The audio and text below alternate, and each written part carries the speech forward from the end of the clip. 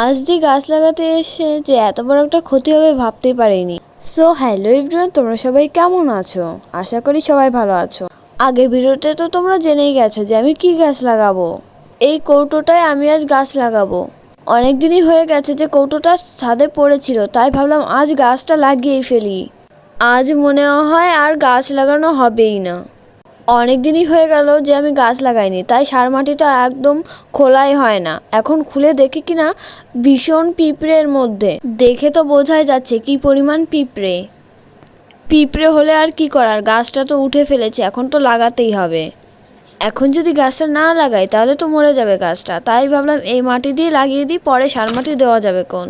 যেই বলা সেই কাজ, মাটি ভরতে শুরু করে দিলাম। দেখতে দেখতে তো ভরা কমপ্লিট, এখন গাছটাও লাগাতে বসে গেলাম। এই ফুল গাছটার নাম হচ্ছে কুঞ্চিলতা। সঠিক নাম বললাম কিনা তোমরা কমেন্টে জানাবে। আর দেখো কত সুন্দর অ্যালোভেরার চারা বেরিয়েছে।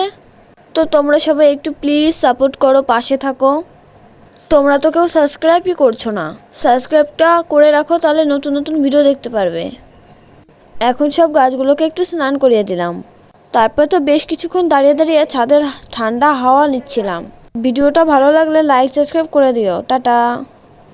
তোমরা পাশে না থাকলে কি করে হবে বলো।